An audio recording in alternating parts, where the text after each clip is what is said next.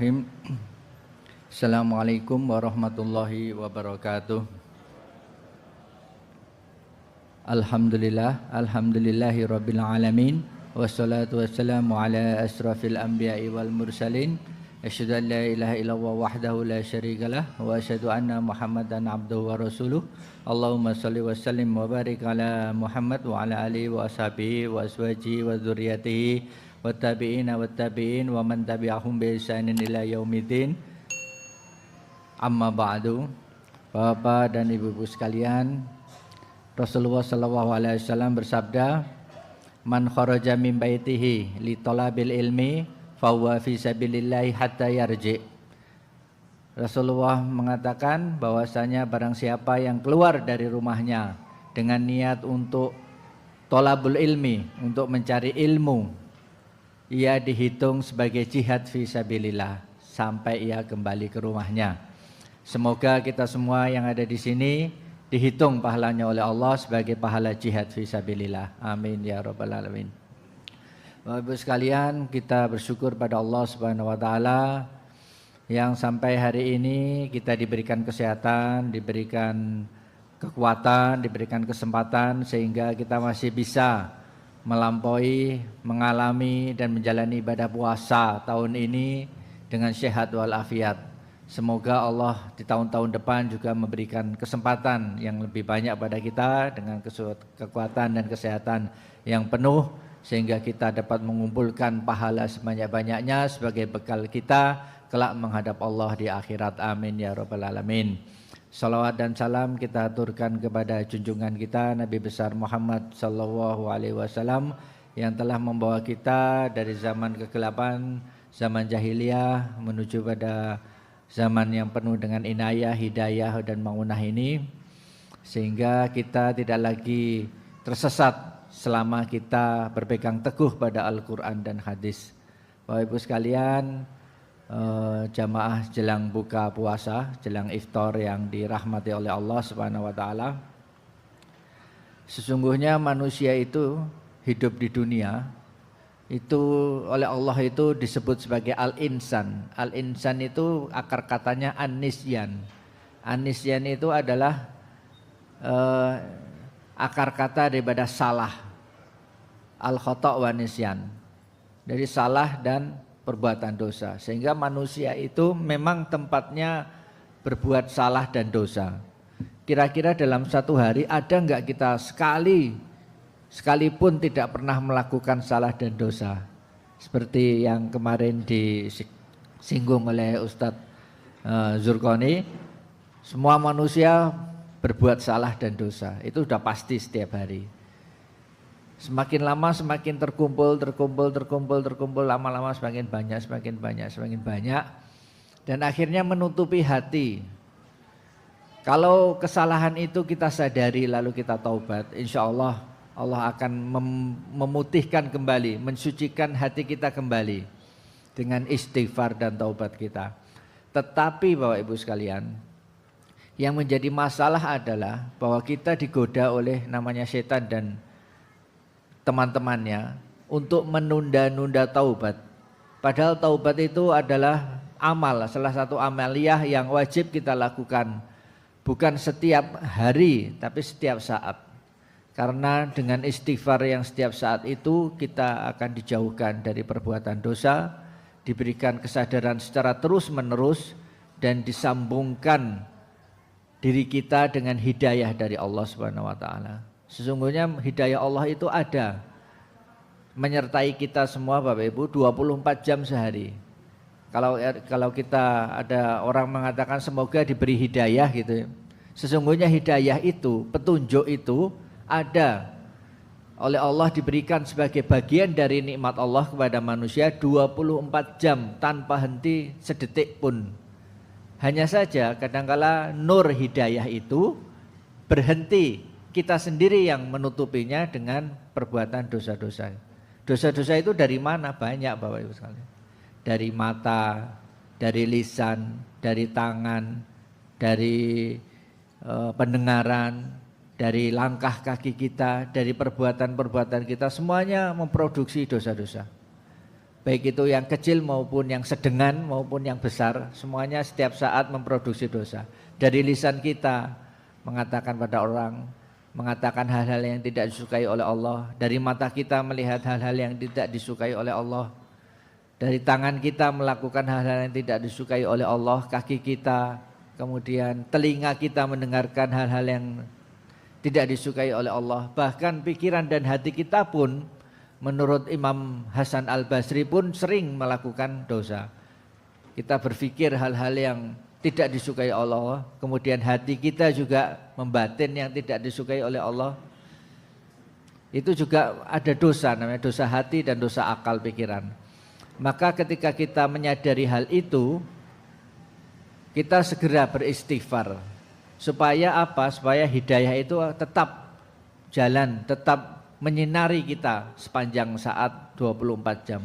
Sehingga kita oleh Allah tetap diletakkan di syiratal mustaqim. Bukankah kita setiap hari berdoa berkali-kali, ihdinas syiratal mustaqim, berikanlah hamba jalan yang lurus. Jalan yang lurus itu bukan jalan yang tiba-tiba datang, tetapi sesuatu jalan yang kita usahakan terus-menerus 24 jam. Nah, Bapak Ibu sekalian, taubat yang kita lakukan untuk menghapus dosa itu ada efeknya, banyak sekali efeknya yaitu. Salah satunya adalah taubat itu membuka kembali rezeki yang barangkali sempit selama ini. Nah, kalau kita berpikir kok rezekinya enggak lancar-lancar, padahal usahanya sudah ditingkatkan, kemudian effortnya ditingkatkan, modalnya ditambahkan, waktu dan tenaganya ditambahkan untuk menambah rezeki, tetapi kok rezekinya tidak bertambah-tambah atau malah mampet. Ada banyak hal yang Bapak Ibu sekalian, kenapa rezeki manusia itu kok seret. Ada banyak hal. Salah satunya banyak hal ya, betul, ilmu bisa, kemudian rahmat, kemudian dosa yang mungkin belum terampuni oleh Allah dan lain sebagainya. Salah satunya adalah taubat atau dosa yang barangkali belum kita sadari dan belum dimintakan taubat kepada Allah. Itu kadangkala menutup rezeki dari kita, Bapak Ibu sekalian. Nah, taubat itu sesungguhnya artinya kembali kepada Allah. Jadi ketika kita sudah jauh meninggalkan Allah, tanda-tanda jauh meninggalkan Allah itu mudah bagi kita untuk bermaksiat atau melanggar apa yang Allah larang, atau melakukan hal-hal yang tidak disukai oleh Allah. Kembali jauh, seperti orang yang membawa gelas di cangkir, kemudian sambil berjalan. Ketika berjalan itu gelasnya airnya sering tumpah. Nah, ketika tumpah itu kita kan usaha untuk kembali tenang, padahal jalannya banyak kerikil. Kembali kepada tenang itu adalah mengembalikan, kembali ada inti dari arti taubat itu, yaitu kembali kepada Allah. Nah, hati-hatinya itu namanya takwa. Ketika kita berusaha menjadi orang yang bertakwa, kemudian ada godaan baik dari hawa nafsu maupun dari setan, maka kita kembali kepada Allah. Caranya kembali ya taubat, minimal istighfar, astagfirullah wa atubu ilaik, dan menyadari. Nah, kalau kita muhasabah terutama di bulan Ramadan ini, mungkin ketika waktu iktikaf di masjid, kemudian sholat sendirian dan lain sebagainya, menyadari bahwa dulu sekali kita pernah melakukan ini dan itu, dulu sekali kita pernah mengucapkan, dulu sekali kita pernah menghina orang, dulu sekali kita pernah menyakiti orang tua yang orang tuanya sudah meninggal, barangkali kita dulu diingatkan oleh Allah. Ketika kita ingat akan dosa-dosa kita, berarti Allah memberikan pintu taubatnya supaya kita segera bertaubat. Kalau Allah tidak mengingatkan, berarti kita tidak ingat bahwa kita pernah melakukan dosa itu. Begitu kita ingat, kita langsung bertaubat. Taubat yang paling top Bapak Ibu sekalian, yaitu taubat ketika waktu syahur. Dengan sholat taubat, mungkin kita merasa bahwa kita melakukan dosa yang besar, barangkali kita pernah melawan orang tua waktu kita dulu gitu, mungkin masih remaja atau masih ketika orang tua kita masih hidup, barangkali kita melakukan dosa yang dosa melawan birrul walidain itu, durhaka pada orang tua, maka taubat, kita taubat dengan sholat sunat taubat 2 rakaat, memohon kepada Allah, menyadari dan tidak akan mengulangi lagi. Itu taubat bagi orang Islam itu sebenarnya mudah sekali dibandingkan taubatnya Bani Israel. Kalau taubatnya Bani Israel, taubat dari kemusyrikan itu berat karena harus dibunuh satu persatu, saling membunuh, dijajarkan. Dalam surat Al-Baqarah itu kan disebutkan. Nah, Bapak Ibu sekalian, bagi umatnya Nabi Muhammad, taubat itu sungguh mudah sekali. Asal kita menyadari kesalahan kita, kemudian bertaubat dan berjanji tidak akan mengulangi lagi. Bahkan ketika kita tanpa sadar mengulangi taubat itu, mengulangi kesalahan itu, maka taubat kembali pun tetap diterima oleh Allah selama kita bertaubat. Taubat itu seperti mandi, Bapak Ibu sekalian. Jadi orang kalau mandi kan nanti setelah mandi kotor lagi, tapi kan mandi lagi. Setelah itu kotor lagi, mandi lagi, kotor lagi, begitu seterusnya. Taubat juga seperti itu. Taubat lagi, berbuat salah lagi, taubat lagi, begitu seterusnya sampai kita mati. Dan kita tidak boleh berputus asa dari rahmat Allah. Pada suatu saat Rasulullah menyampaikan tentang hadis yang dicatat dalam kitab hadis qudsi. Rasulullah menceritakan bahwasanya ada malaikat yang melapor kepada Allah, ya Allah, sesungguhnya aku mencatat taubatnya orang ini, tetapi taubatnya hambamu setelah bertaubat ia melakukan kesalahan lagi yang sama, lalu ia taubat lagi, lalu melakukan lagi, begitu seterusnya berkali-kali sampai Allah mencabut nyawanya. Lalu bagaimana Allah ini nasibnya hambamu ini? Allah mengatakan, demi kemuliaanku sesungguhnya hambaku ini adalah hamba yang setia kepadaku. Dengan ia terus menerus bertaubat, itu menunjukkan, mewujudkan bahwa ia setia kepadaku. Demi kemuliaanku, hapus semua dosa-dosanya dan masukkan ia ke surgaku. Jadi sampai Allah pun membuat satu pintu di surga namanya babut taubat. Kalau kita, pintu surga itu banyak, ada babus sholah, babur royan, kemudian babul birrul walidain, babul jihad dan lain sebagainya, banyak sekali pintu. Nah, kalau pintu babul sholat bagi orang-orang yang unggul di bidang sholat, babul royan bagi orang-orang yang unggul sekali di bidang puasa, zakat dan lain sebagainya.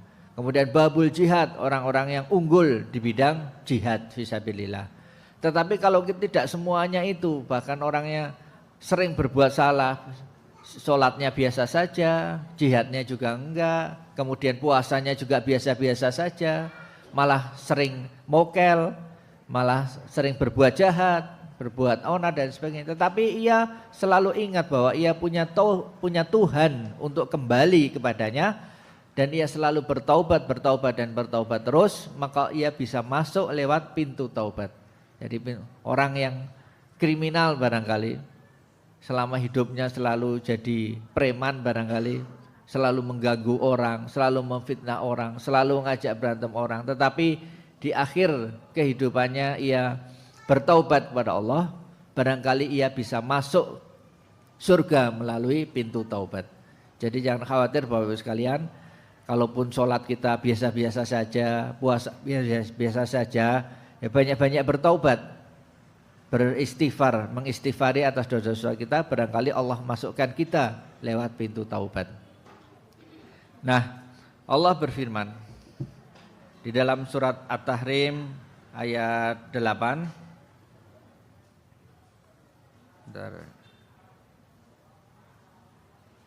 Di dalam surat At-Tahrim ayat 8 Allah berfirman, ya ayyuhalladzina amanu tubu ilallahi taubatan nasuha asa rabbukum ayyukafir ankum sayyiatikum wa yudkhilukum jannatin tajri min tahtihal anhar yauma la yahzillahu an-nabiyya walladzina amanu ma'ah nuruhum yas'a baina aydihim wa bi aymanihim yaquluna rabbana atmim lana nurana waghfir lana innaka ala kulli syai'in qadir. Hai orang-orang yang beriman, bertaubatlah kepada Allah dengan taubat nasuha, taubat yang semurni-murninya taubat yang benar-benar menyadari kesalahan-kesalahan dosanya. Mudah-mudahan Rabbmu, Tuhanmu akan menutupi kesalahan-kesalahanmu dan memasukkanmu ke dalam jannah yang mengalir di bawahnya sungai-sungai. pada hari ketika Allah tidak menghinakan Nabi dan orang-orang mukmin yang bersama dia, sedang cahaya mereka memancar di hadapan dan di sebelah kanan mereka, sambil mereka mengatakan, ya Rabb kami, sempurnakanlah bagi kami cahaya kami dan ampunilah kami, sesungguhnya Engkau maha kuasa dan atas segala sesuatu. Jadi ini dalil tentang taubat yang barangkali sering kita dengar. Mungkin setiap sholat jamaah kita sering mendengarkan imam membacakan ini surat At-Tahrim ayat 8 ini. Ini mendasari kita bahwasanya orang-orang yang bertaubat insya Allah pasti diterima. Karena Allah maha pemberi ampun. Innallaha ghafurur rahim. Innallaha yuhibbut tawwabina wa yuhibbul mutatahhirin. Sesungguhnya Allah mencintai orang-orang yang selalu bertaubat dan orang-orang yang selalu membersihkan diri. Maka taubat itu penting Bapak Ibu sekalian. Kita sehari Rasulullah itu mensunahkan dalam satu hari itu minimal istighfar itu 70 kali. Di dalam hadis yang lain 100 kali minimal. Kalau tidak bisa sekali istighfar 100 kali ya dibagi-bagi. Setelah maghrib 10 kali, setelah isya 10 kali, setelah sholat wajib masing-masing 10 kali, nanti genep jadi 50 kali. Nanti ketika sholat tahajud digenapi menjadi 100 kali. Nah itu Bapak Ibu sekalian, yang penting kita satu hari diusahakan kita beristighfar kepada Allah minimal 70 atau 100 kali.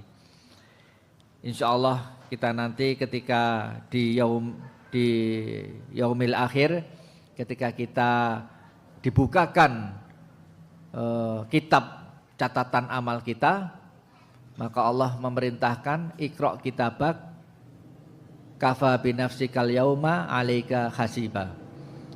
Bacalah bukumu, buku catatan amalmu. Cukup dengan membaca buku amalmu itu engkau mengetahui bahwasanya kemana engkau akan pergi. Apakah ke surga atau ke neraka. Karena dalam buku-buku catatan itu semakin setiap kita bertaubat maka bukunya akan bersinar Bapak Ibu sekalian. Ada catatan kecil di setiap harinya bahwa hari itu kita beristighfar, hari itu kita bertaubat, hari itu kita menyadari kesalahan-kesalahan kita kemudian bertaubat. Kalau Rasulullah menyampaikan kepada Sayyidina Ali, ya Sayyidina Ali, jangan engkau tidur sebelum engkau membaca istighfar. Maka Ali pun mengamalkan sampai akhir hayatnya, sebelum tidur membaca istighfar dan zikir-zikir yang lain. Kemudian Bapak Ibu sekalian, mengapa taubat itu bisa membuka pintu rezeki? Karena memang sudah ketentuan dari Allah bahwasanya dosa-dosa itu menutupi banyak hal, menutupi rezeki dan lain sebagainya. Sehingga pada suatu saat datang orang kepada Imam Hasan Al-Basri, ya Imam Hasan Al-Basri, sesungguhnya aku sudah lama menikah, tetapi aku belum dikaruniai anak. Lalu Imam Hasan Al-Basri menjawab, perbanyaklah istighfar. Kemudian datang lagi orang padanya, ya Hasan Al-Basri, sungguhnya aku sudah bertahun-tahun sakit yang tidak sembuh-sembuh. Sudah banyak tabib dan dokter aku datangi, sudah banyak obat yang aku minum, tetapi kok tidak sembuh-sembuh.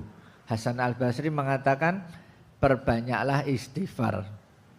Lalu ada datang lagi orang, ya wahai Imam Hasan Al-Basri, sesungguhnya aku sudah bekerja keras dari subuh sampai malam. Tenaga sudah banyak kekeluarkan, waktu sudah banyak aku keluarkan, tetapi kok tidak bertambah-tambah hartaku, bahkan aku sampai jadi punya hutang. Padahal aku telah bekerja keras selama ini, sudah bertahun-tahun bekerja keras, tetapi begini-begini saja hasilnya. Lalu Imam Hasan Al-Basri mengatakan, perbanyaklah istighfar. Lalu istrinya Hasan Al-Basri bertanya kepada suaminya, wahai suamiku, mengapa 3 orang datang dengan masalah yang berbeda-beda? Jawabannya cuma satu, yaitu perbanyaklah istighfar. Ia mengatakan bahwasanya aku pernah mendengar Rasulullah mengatakan, barang siapa yang memperbanyak istighfar, maka Allah akan bukakan pintu langit untuknya, pintu rezeki, disembuhkan segala penyakitnya, dan dilimpahkan kepadanya anak-anak dan dari keturunan yang diberkahi oleh Allah. ada hadisnya. Maka dengan istighfar itu insya Allah membuka 3 hal ini Bapak Ibu sekalian. Jadi yang sakit-sakit itu, yang sakit kalau kita sakit perbanyak istighfar. Barangkali sakit itu menjadi jalan Allah mengampuni dosa-dosa kita. Karena dalam hadis yang lain Rasulullah mengatakan tidaklah seorang mukmin tertancap satu duri melainkan Allah akan mengampuni dosa-dosanya dari sakitnya itu. Maka perbedaan orang Islam dengan orang non-Muslim, misalnya dengan orang Kristen Nasoro, bahwasanya sakit bagi orang Kristen, bagi orang Nasrani itu adalah malapetaka, bencana yang harus dihindari.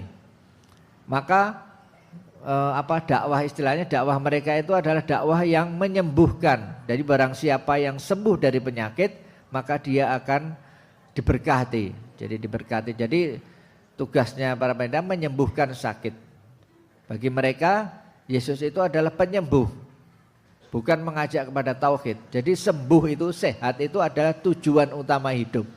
Tetapi bagi umat Islam bahwa sakit itu adalah cara Allah untuk mengampuni dosa-dosa kita. Sakit bisa jadi berkah. Orang yang tidak pernah sakit itu malah bertanya-tanya Bapak Ibu sekalian, barangkali dia jauh dari rahmat Allah. Fir'aun itu Bapak Ibu sekalian seumur hidup tidak pernah sakit. Seumur hidup tidak pernah sakit. Tahu-tahu mati. Mati ditenggelamkan oleh Allah. Makanya sombong. Karena dia merasa kuat. Dari kecil sudah sehat, makanannya bagus, badannya kuat, ahli perang, ahli tempur, kaya raya, nggak pernah sakit, bahkan sakit kepala pun tidak pernah, encok nggak pernah, pilek nggak pernah, sehat terus. Makanya sombong dan menganggap dirinya Tuhan karena tidak pernah sakit. Memang Allah tidak pernah memberikan dia sakit karena orang kafir, jadi orang kafir. Maka bagi kita sakit itu adalah nikmat dan kita bersyukur kalau kita sakit. Tetap ikhtiar kita jalankan dan tetap bersyukur atas semua nikmat dan keadaan yang Allah berikan pada kita. Maka ketika kita sakit kita perbanyak istighfar. Barangkali dengan istighfar itu Allah mengampuni dosa kita dan memberikan kesembuhan kepada kita. Dan bagi yang mungkin menikah sudah bertahun-tahun belum dikaruniai keturunan, istighfar yang banyak. Dan ikhtiar tetap dijalankan, istighfar semakin diperbanyak. Sedekah juga diperbanyak. Kemudian bagi yang rezekinya masih macet, belum atau ada gangguan terhadap usahanya barangkali, pekerjaannya dan lain sebagainya, maka perbanyak istighfar.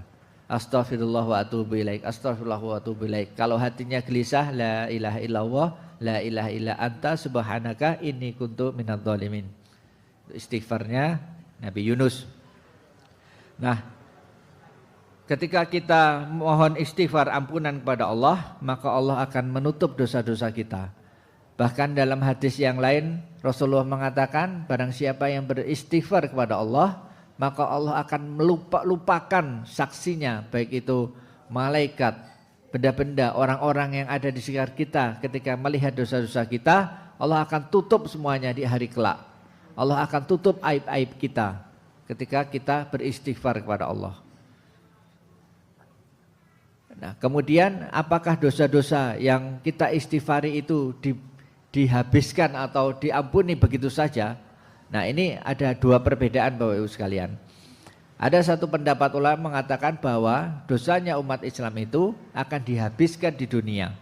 Bagi orang-orang yang insya Allah dirahmati oleh Allah, mendapatkan ampunan oleh Allah, dan memang sudah ditakdirkan menjadi husnul khotimah, maka dosa-dosanya dihabiskan di dunia. Balasan pahalanya tidak diberikan di dunia, tidak, tetapi nanti kelak di akhirat. Sehingga kenapa ada mu'alaf misalnya, ketika sebelum masuk Islam hidupnya sejahtera, uangnya banyak, nikmat dan lain sebagainya, tetapi begitu masuk Islam banyak sekali cobaannya. Banyak sekali cobaannya.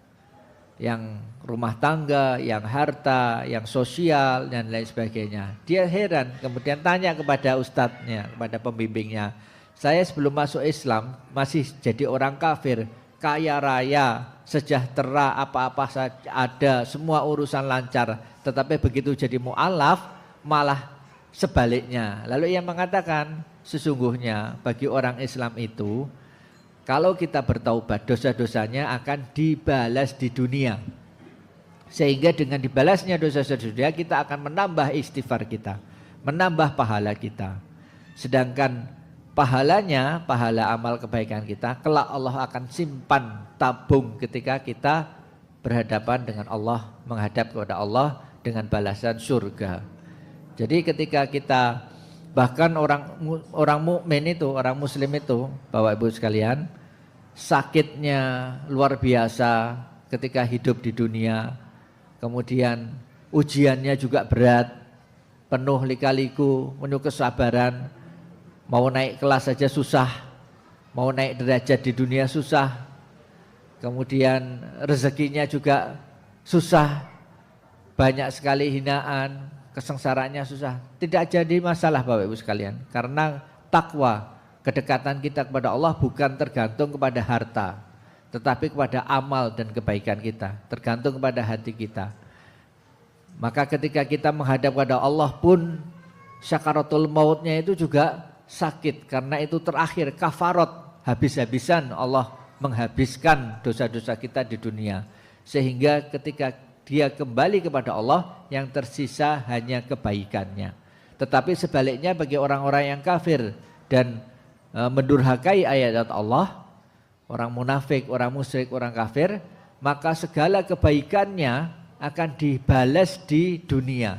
Diberikan kesejahteraan, diberikan kebaikan, harta melimpah, urusan lancar. Bahkan ketika meninggal pun itu juga enteng sekali. Sehingga kelak dia menghadap kepada Allah, dia tidak punya argumen, tidak punya alasan, tidak punya alasan mengapa kebaikan-kebaikan saya ini tidak menjadi sebab saya masuk surgamu ya Allah. Karena kebaikanmu sudah aku balas di dunia.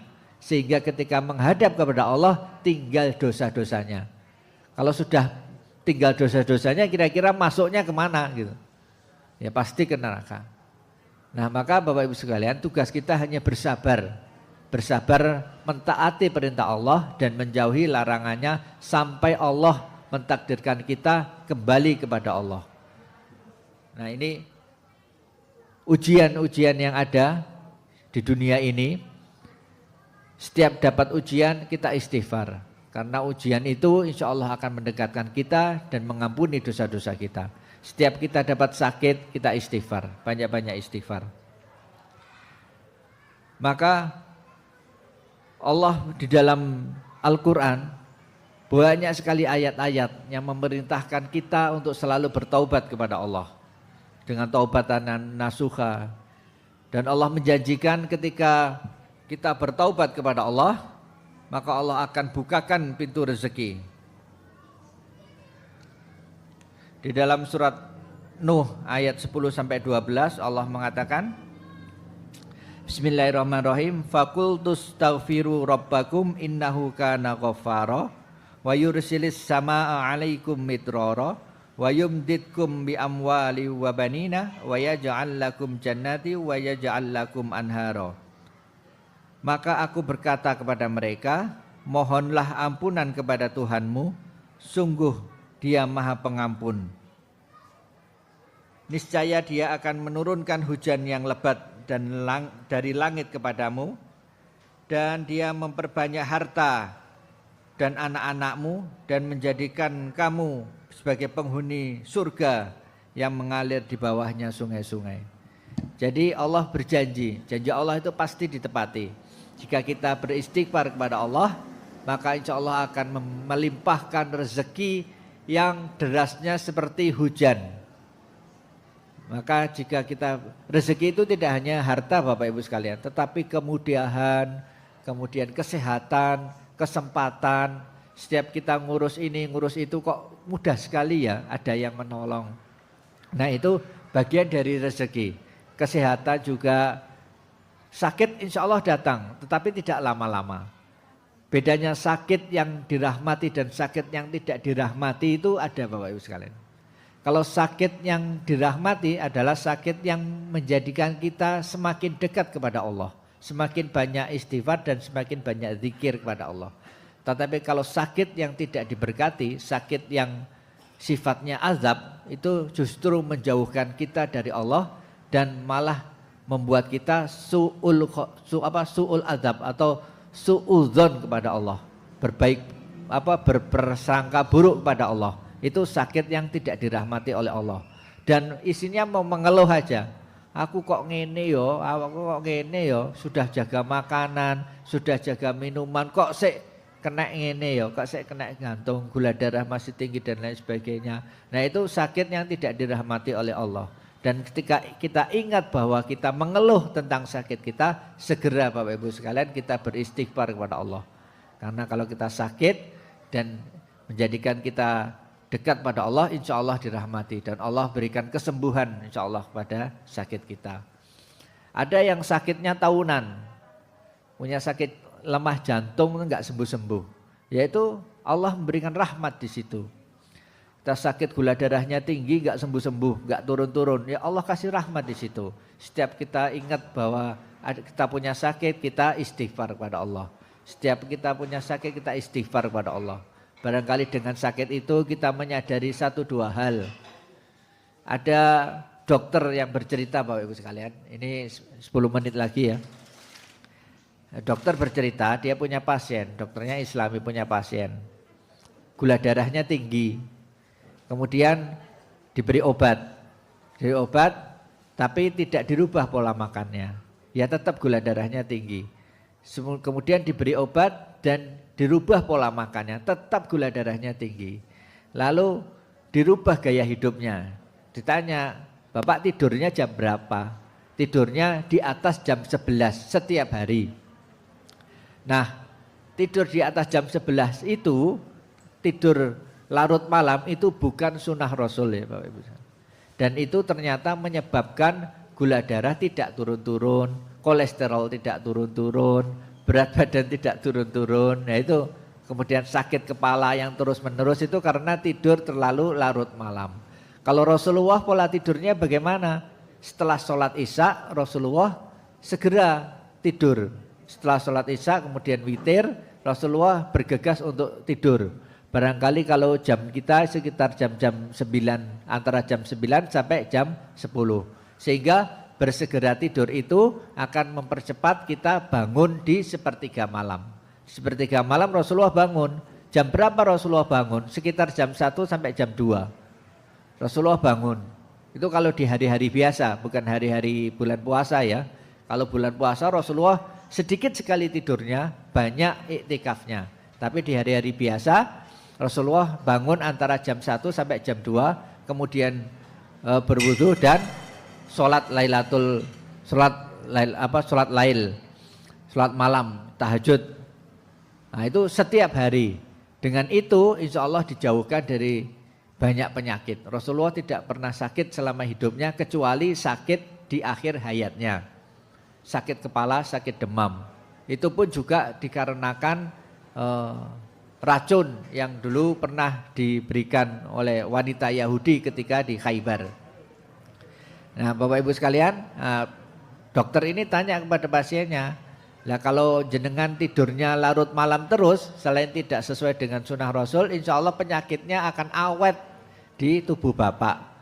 Kemudian orang ini merubah pola tidurnya dan alhamdulillah gula darahnya bisa turun sedikit demi sedikit.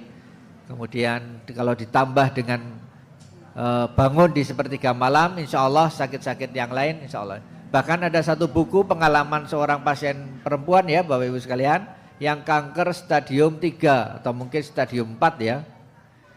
Dengan tidur yang dipercepat dan bangun di sepertiga malam, selama 3 bulan dia tahajud terus, mohon pada Allah terus, membersihkan diri, bertaubat dan sebagainya.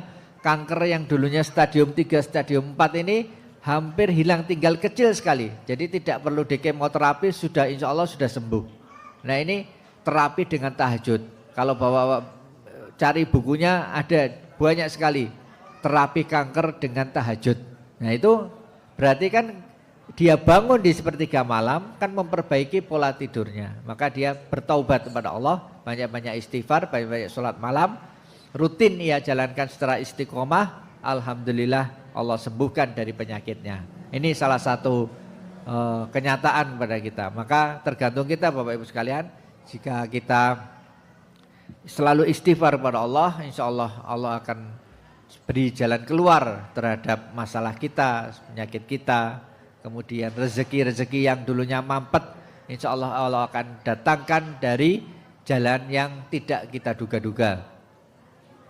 Kita tingkatkan takwa dan istighfar, insya Allah Allah akan berikan jalan rezeki yang dari arah yang tak terduga-duga. Bapak Ibu sekalian, selain manfaat istighfar di dunia, pasti Allah akan memasukkan kita di dalam jannah, di dalam surga, dan itu adalah janji Allah. Asalkan kita selalu beristighfar kepada Allah, insya Allah Allah akan masukkan kita ke dalam surga Allah. Nah, kemudian dalam terakhir ini kami tutup, sesungguhnya innallaha ghafurur rahim. Sesungguhnya Allah maha mengampuni dan maha menyayangi, Rahim, Rahman dan Rahim. Itu sebagai tanda apakah taubat kita diterima oleh Allah atau tidak. Maka Allah sudah menyertakan di dalam setiap akhir ayat itu innallaha ghafurur rahim itu ya, akhir ayat itu dua hal, yaitu ghafur dan rahim. Itu merupakan tanda-tanda bagi kita bahwa ketika kita bertaubat, salah satu ciri taubat kita diterima adalah rahim, yaitu datangnya kasih sayang Allah kepada kita. Jadi ketika kita sungguh-sungguh kita bertaubat kepada Allah, insya Allah kita diberikan kasih sayang pada Allah. Apa wujud dari kasih sayang pada Allah kepada kita? Yang pertama, nafsul mutmainnah, yaitu jiwa kita menjadi jiwa yang tenang. Ketika kita misalnya sholat tahajud malam hari ya Bapak Ibu sekalian, atau iktikaf di bulan puasa, kemudian kita sholat taubat, kita istighfar, kita ingat dosa-dosa kita, kita mohon ampun kepada Allah, meneteskan air mata, benar-benar mohon ampun, dan kita takut akan balasan Allah, kita ingat semuanya. Nah, setelah kita mohon ampun pada Allah, maka hati kita akan menjadi tenang. Seakan-akan kita dibersihkan oleh Allah. Hati kita tenang, ayem, sudah tidak ada hal-hal yang kita khawatirkan. Sudah tidak khawatir apa yang mau dimakan besok, apa yang mau dikerjakan besok. Yang jelas kita kosong pikiran kita, hati kita tentram. Itu merupakan tanda awal bahwa taubat kita diterima oleh Allah. Tanda selanjutnya, Allah akan mudahkan urusan-urusan kita. Tanda yang ketiga adalah Allah akan jauhkan kita dari perbuatan-perbuatan maksiat. Maksiat lisan, barangkali ada teman-teman kita mungkin di kantor atau di kumpulan-kumpulan yang rasan-rasan dan lain sebagainya. Allah jauhkan kita dari ghibah, dari rasan-rasan itu. Ada orang yang mengajak kita untuk melakukan hal-hal yang dilarang oleh Allah, maka Allah akan jauhkan kita dari itu. Diberikan kita kekuatan untuk menjauhkan diri dari perbuatan yang dilarang oleh Allah. Dan tanda yang lain adalah Allah ringankan ibadah kita dan Allah menjadikan berat ketika kita meninggalkan ibadah itu. Misalnya sholat ya Bapak Ibu sekalian.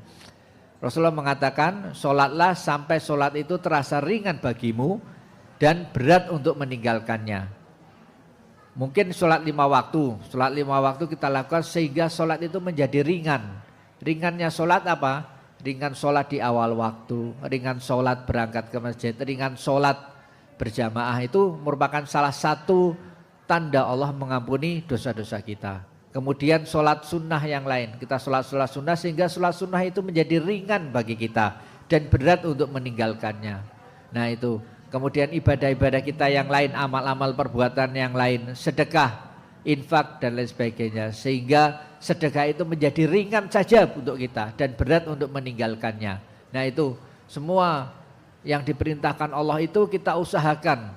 Kita usahakan untuk kita lakukan secara istiqomah sehingga perintah-perintah Allah itu menjadi ringan bagi kita dan berat untuk meninggalkannya. sebaliknya perbuatan-perbuatan yang dilarang oleh Allah itu kita tinggalkan sehingga perbuatan itu menjadi berat bagi kita untuk mengulang lagi dan ringan untuk meninggalkannya. Nah itu dua hal. Nah kalau itu kita sudah sampai pada taraf dan makom yang seperti itu Bapak Ibu sekalian, insya Allah kita akan dijaga oleh Allah untuk terus menerus menjadi orang yang bertakwa. Dan insya Allah dengan begitu kita diampuni dosa-dosa kita di masa lalu, dosa-dosa kita di masa yang akan datang, dosa-dosa kita yang kita lakukan setiap harinya, baik itu dari lisan, dari mata, dari tangan, dari penglihatan, dan dari seluruh anggota tubuh kita. Insya Allah Allah akan mengampuni dosa-dosa itu, baik dosa yang kecil maupun dosa yang besar, baik dosa yang sengaja maupun tidak sengaja, lahir maupun batin, baik itu dosa-dosa yang kita tahu dan dosa-dosa yang hanya Allah yang mengetahuinya. Banyak sekali Bapak Ibu sekalian dosa-dosa itu. Insya Allah Allah akan mengampuni semua dosa-dosa itu, sehingga kita nanti kelak menghadap kepada Allah sebagai jiwa yang nafsul mutmainah dan meninggal dalam kondisi yang husnul khotimah. Amin ya rabbal alamin. Mungkin ini saja yang bisa kami sampaikan untuk tema sore hari ini. Insya Allah kita berdoa pada Allah setiap hari semoga puasa kita diterima oleh Allah Subhanahu wa taala dan menjadikan puasa ini sebagai jalan kafarat kita diampuni dosa-dosa kita kepada Allah. Kurang lebihnya mohon maaf. Mari kita berdoa sendiri-sendiri sambil menunggu adzan. Kurang lebihnya mohon maaf. Wabillahi taufik wal hidayah. Assalamualaikum warahmatullahi wabarakatuh.